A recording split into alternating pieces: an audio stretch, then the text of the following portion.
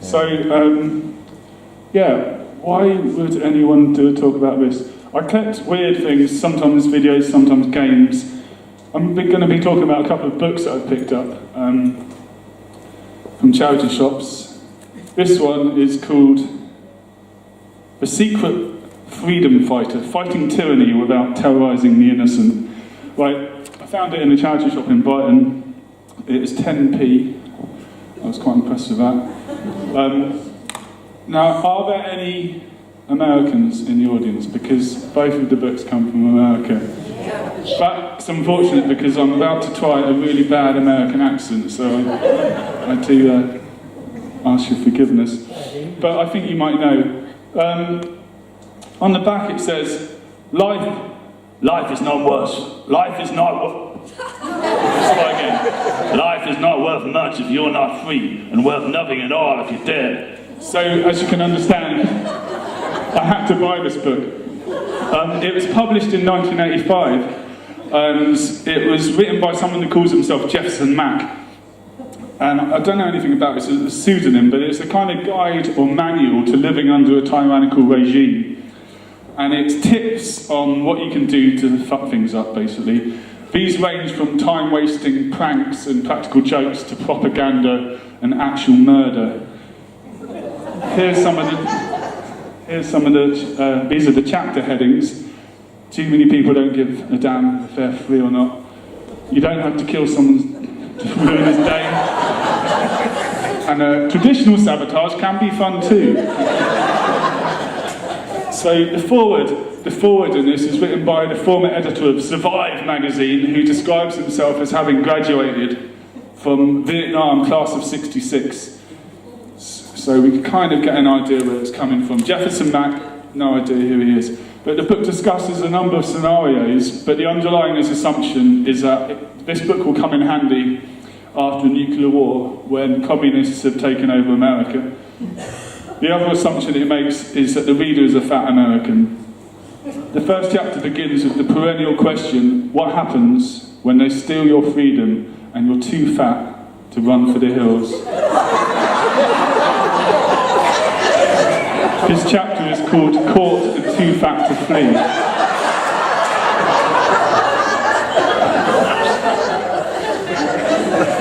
So the concept of running to the hills is used repeatedly throughout this book as a kind of shorthand to guerrilla fighting. Perhaps it's no surprise that the book was released only 2 years after the release of the classic Iron Maiden single, Run to the Hills. Jefferson, he mentions running to the hills in every chapter, and I get the impression it's something he'd love to do if he wasn't so fat. He says, I won't try and fool you by promising I'll be up in the hills with you. I look down on my gut, and I'm honest enough to admit I'll just be in the way. So what do you do if you love freedom and you want it back, but you're like me? You've had too many years of the good life, and it shows in the overhang covering your belt. Well, the answer is his book. The answer is to make difficult for whoever's in charge, i.e. the communists, without getting caught or having to do any running.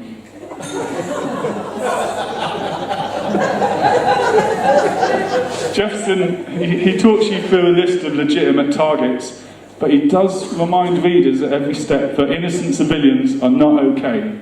Leave them alone. Government employees, yeah, they're fair game, but they come quite low down the list. Collaborators, yeah, they're fair game. Because the targets are the louses that hold you down. Here's some more chapter headings. You don't have to run for the hills to fight for freedom. And the pen isn't as mighty as the sword, but it can make a damn nasty wound. There is wisdom in these pages. He also has this to say, Americans are different from the rest of the world. Okay. Whether our families came over on the Mayflower or the latest boatload of refugees from the newest commie hell, we all love the same idea. The idea of freedom. Americans are good and kind people. We love to cooperate, to work together. We invented the idea of teamwork. Even if you accept that rather outlandish claim, his version of teamwork is kind of weird. His big idea is that a successful resistance movement can operate just with individuals, without any collaboration or organisation. They don't need to know what the other people are doing. If they all chip away at the occupying power with small and sometimes utterly ridiculous acts of dissent, they can get somewhere. And because there's no underground network, there's nothing that the enemy can infiltrate. It's interesting because the book does warn against being too gung-ho, but it still taps into that grand sort of American myth of the lone hero. And let's see how that might play out in time-honoured BuzzFeed style. 7 ways you can fight tyranny without terrorising the innocent. That's an important caveat. Most of the tips he gives are either deeply unpleasant or totally slapstick, like he did his research watching Tom and Jerry. Lots of them involve animals, for some reason, and many seem to be less about what would be effective and more about the poetic justice of low-grade toilet humour. Here's a list of some of the things you can do to cause trouble. Put a rattlesnake into the desk drawer where the Major keeps a secret stash of vodka, which is a communist drink of choice, of course. Sprinkle itching powder into the clean underwear of a hotel guest. We've all done that. Number 3, stuff leftover meat into the mouth of an unconscious political advisor until he chokes to death. That one was a bit weird, isn't it? There's more. 4, replace the Major's headache pills with the cleaning chemicals. I frankly don't know what the capsules will do to the Major once he swallows them, but it sure won't help his headache. These are real quotes. Fill a toilet bowl with sulfuric acid and put potassium cyanide compound into the tank. Next time he executive flushes the toilet, goes to the gas chamber. It's hard to know whether he's being serious or he just hates communists that much. There's more. Slip a box of hornets underneath the seat of the general chauffeur. If they get loose about the time he hits 70, it might not be a practical joke. It might be assassination time. Number 7, stick plastic explosives around the rim of a toilet in a flat belonging to the political commissar's mistress and set up a detonator to go off when the seat is lifted. She will use the toilet in perfect safety, but guess what happens when Loverboy has to go? I don't know if the ladies in this room would consider having explosives in the toilet as perfectly safe. But he also suggests things like releasing cockroaches into offices, putting irritants in soap dispensers and rubbing dog shit onto knives. He encourages prostitutes to smother their customers or just give them the clap. And he recommends changing road signs to divert buses carrying foreign troops so they go over a cliff, unaware that this method has been tried before. And Wiley Coyote never really had that much luck with that. But in the same breath as all this, the author comes out with really gruesome suggestions, such as following a government official into a public toilet with an improvised weapon made from a rubber ball, a 50-cent piece, and an ice pick. Aim for the enemy's brain, says Jefferson. The channel of attack is through the ear canal. The eye, or the soft spot, right where the back of the neck meets the skull. Make sure you stir after making a hard jab. You don't just want to puncture the brain tissue, you want to mix it up.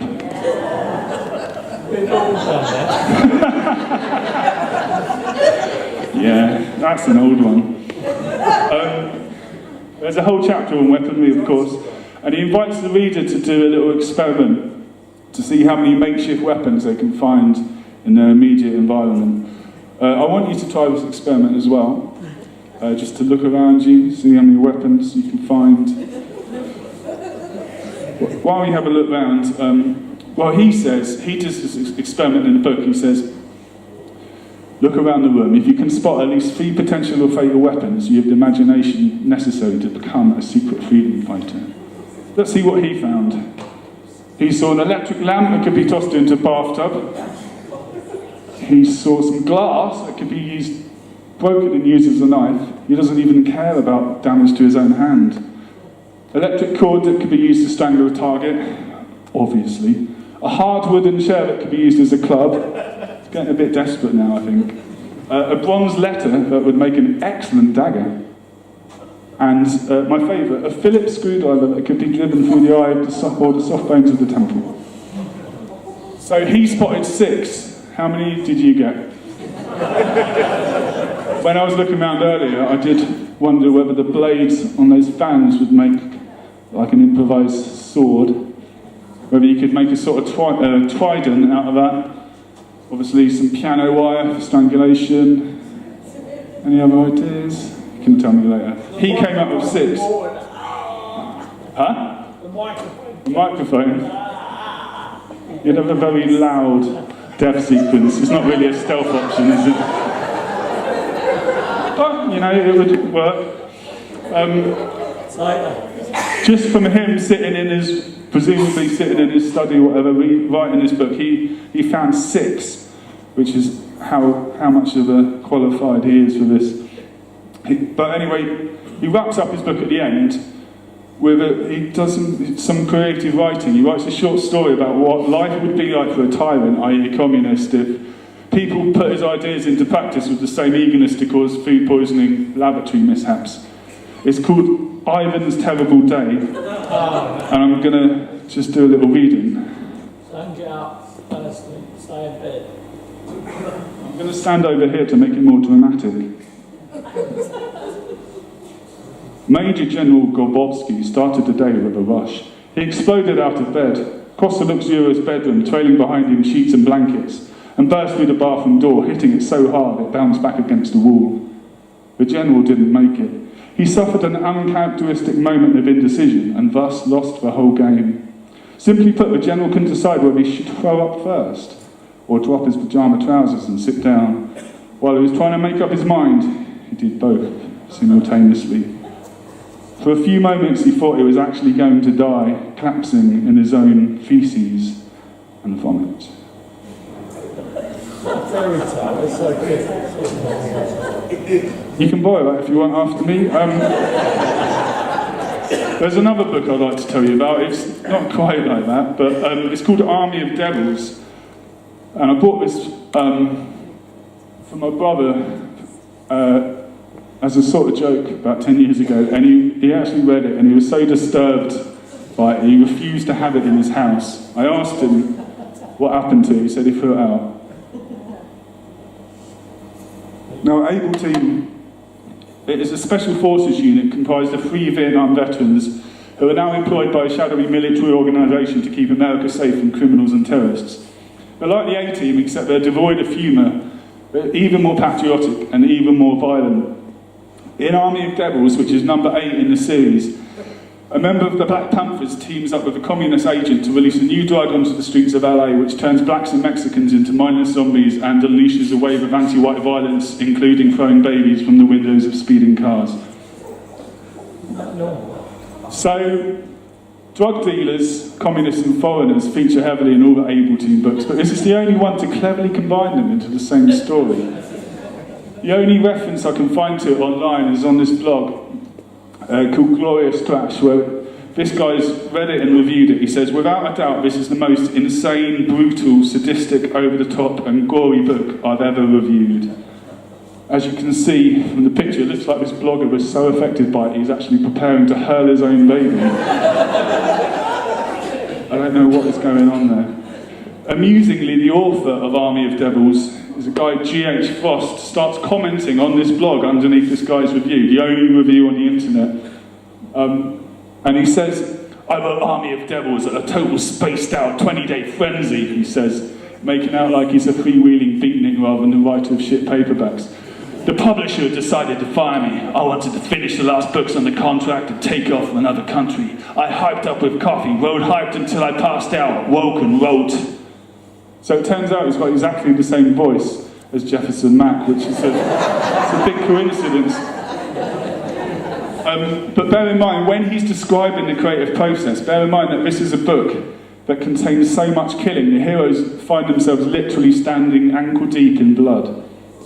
So naturally it made me want to check out the rest of the series, such as Amazon Slaughter, Death Strike, Reign of Doom, Death Bite, Shot to Hell, Death Ride, Hit and Run, Death Code, Fire and Maneuver, Death Hunt, Kill School, Kill Abort, They Came to Kill, Fall Back and Kill, and Hard Kill. Just a few selected titles. Weekend into Leonard. I managed to find a copy of the very first book, Tower of Terror, which both predates 9/11 by 20 years and also has nothing to do with it. On the right, well, this is the team. I'm going to zoom in so you can see. On the right, you've got Rosario Blancanali, his nicknamed Politician, who's an infiltration expert and a team medic. The one at the Tash is Herman Schwartz, otherwise known as Gadgets, who's an electronics expert and has a genius-level IQ. The one in the middle is Carl Iron Man Lyons, and it says at the start, it outlines their characters so we don't have to do any character development right at the start. It says, blonde, blue-eyed ex-LAPD sergeant is a recent veteran of the Justice Department's war against organised crime and seen enough blowtorched, pliers, mangled corpses to know what to do about today's psychopunks. Shoot first. That's literally the first bit in that book. It was to entice you to read further. There's also fun facts on the back page with weapons, statistics, types of guns, complete with stats about barrel length and muzzle velocity. It's one of my favourite, the Barrel Light .50 Model 82. It's a damn good sniper rifle. And in the middle, there's an offer for a digital quartz watch, which children can win by signing their name underneath a pledge saying they want America's enemies to pay for their crimes. 20 past 8. You're also encouraged to take aim against the barbarians by peeling off a sticker and placing it on the list of America's biggest enemies: terrorists, anarchists, drug dealers, mobsters and hijackers. This is for children. This is a book for children to win a free watch. As well as serving up patriotic propaganda for impressionable youths, the Able Team books also sell as an excellent depository of gun porn. I'm going to read you an extract from Blood Gambit, in which Able Team are signed to, for some reason, protect an international chess team.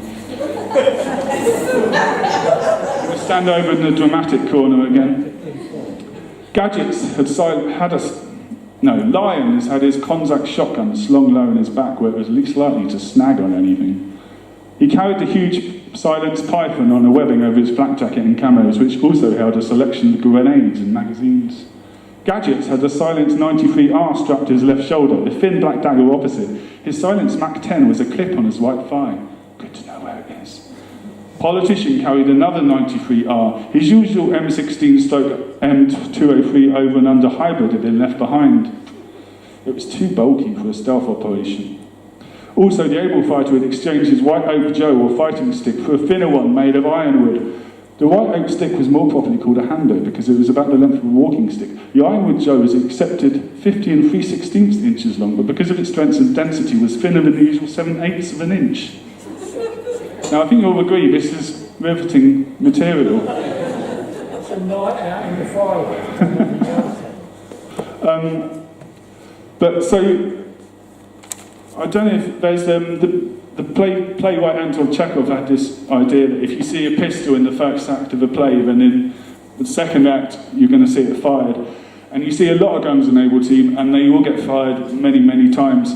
And so alongside the concept of Chekhov's gun, I'd like to introduce a new sort of theatrical maxim called Blancanali's stick. Here's a stick. After learning the exact dimensions of Blancanali's ironwood fighting stick, we see it in action over a few pages later. From his crouched position, he fussed with the Joe like a fencer making a lunge. The tip of the stick struck one of the bikers just behind the ear where the skull plates join. You'll remember that soft spot from attentive readers of Jefferson Mac. The kneeling man fell, kicked and died. Only one goon remained, but before he could yell, a thin bar closed down on his exposed neck. Over him loomed a large man, putting his full weight on the stick. It crushed his windpipe and closed off the arteries. He collapsed, gargling on his own blood. The goon's boots dug 2 troughs into the soft soil before he followed his dead brethren into hell. Again, you can borrow this book afterwards if you want. I should mention that my copy of the book, which was also from a charity shop, came with a somewhat random photo inside it.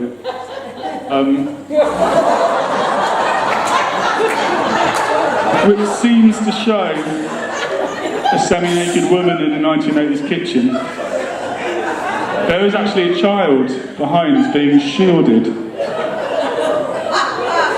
I think Was it signed? Was the book signed? it's not signed. I wish I could track it down, no. But maybe it does give you an insight into who read these books, because maybe it's like, hi Jenny, Daddy's been reading Able Team again. It's disturbing. It's a good find though. So anyway, if you know this woman, do let me know. These books were really popular in the 80s, and there were loads of them. Able Team number 36 was called Final Run, and the tagline says, Able Team hit San Diego in a suicide run. So, was this the end for Carl Lyons and his gang? No, they survive a suicide run to feature another 20 books. So that makes 56 in total. There was also a related series about a different Special Forces team called Phoenix Force, which had 60 titles. And in 1991, both Able Team and Phoenix Force were combined into the Stony Man series, which ran for another 140 books. But it turns out the Stony Man series was a spin-off from another series in the same world, which includes the 178 Super Bolan novels about Matt Bolan, who is a hero of the Executioner series, which includes yet another 453 books, making a grand total of 887 books, all about killing. I've got some reading to do. I've read one. I've read this one. Sadly, the whole series came to an end in 2014 when the parent company of the original publishers was bought out by HarperCollins, who probably didn't realise that they'd accidentally acquired several decades worth of terrible right-wing fiction. And they shut that shit down as soon as they did. No longer would America be protected by Carl Lyons and his Aryan machismo or Gadget's genius level IQ, or even Blancanali's Ironwood 7/8 of an inch fighting stick. That's the end.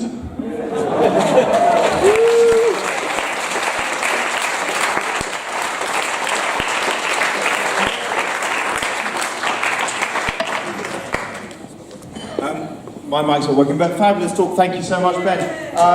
So, does anybody have any questions for Ben? Sorry. Any questions? There's one all the way over there. Hang on a second. Let me just come running round. Did you ask to remove the face? Yeah. I was very interested in the list of possible actions, like putting the explosives under the toilet seat and so on, all that particular list. Yeah. Did he tell you how you were going to get into these various rooms and hotels and so on, or is this just ideas thrown into the ether? Most of them are just ideas that he throws out, but I guess he talks about hotel maids being able to do particular jobs, or if you're a cleaner in a public toilet, you can put chemicals in the soap dispensers, or if you're a cook, you can mess with things like that way. He doesn't think it through too much. He just throws out these ideas to give people some, think for yourself. Do what you can just to make their life difficult, and it sort of makes sense. And I think I remember you saying once that some of these books are on the curriculum in the US. Is that? I never said that. That is ludicrous. I made that up. Right, no, Rod. Yeah, did anyone ever manage to kill the general in these books? In these books? The other book, I think it was. Well, it's an entirely hypothetical scenario. He is merely encouraging you to fuck with people that are occupying your country. But I find it hilarious. But it's also, he's really serious, and it must have been a real concern that the country will be invaded. I mean, there's countries haven't really been invaded and occupied in that way since the Second World War, but it must have seemed like a real thing at the time. But the ideas he comes up with are fanciful. I'm going to say one final question. Of all the different forms of murder, death, killing, whatever, what is your personal favourite? Wow. I could do a whole new talk on that. maybe reading Able Team to someone until we die of boredom. That would be up there. Can we thank Ben for a fabulous